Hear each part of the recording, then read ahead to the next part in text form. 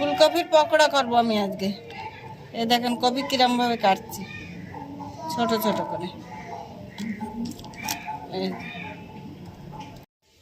ফুলকপির পকোড়া করবো, এই যে একটু ভাপ দিয়ে নেব, বসিয়ে দিয়েছি।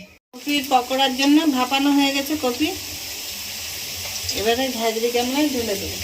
কপির পকোড়ার জন্য লঙ্কা কাটা বেটে নেবো। এদিকে রসুন বেটে নিয়েছি, আদা বেটে নিয়েছি, পেঁয়াজ বেটে নিয়েছি, একটু জিরে নিয়েছি। ফুলকপির পকোড়ার জন্য এই যে বেসন গুলে নিচ্ছি।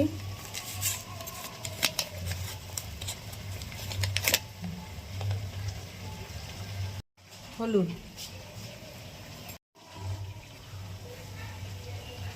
দেব, লবণ,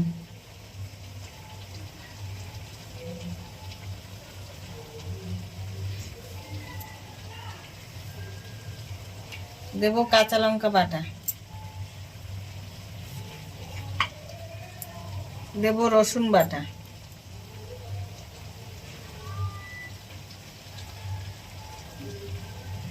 একটু পেঁয়াজ বাটা,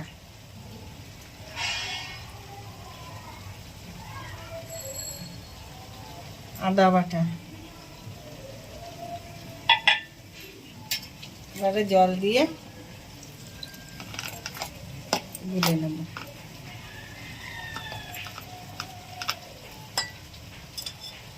এটা একটু ঘন করে গুলতে হবে, বেশি পাতলা গুললে হবে না।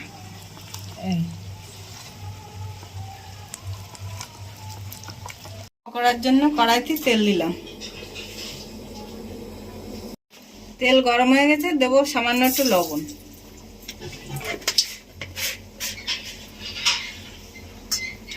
এবার আমি এই কপিগুলো একটু ফ্রাই করে নেব।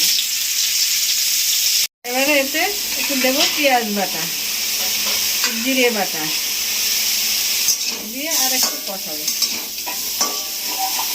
আমি এতে সামান্য একটু লঙ্কার গুঁড়োও দিয়েছি।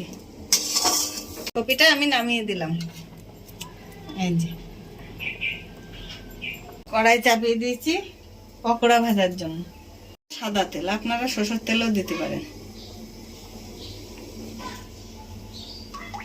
আমি এই যে এগুলায় মাখিয়ে নেব।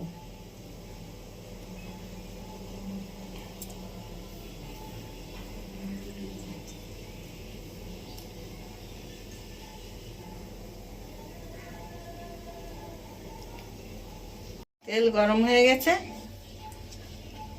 এবারে আমি এই মাখানো কপিটা, গোলা মাখানো কপিটা বেসনের দিয়ে দিচ্ছি।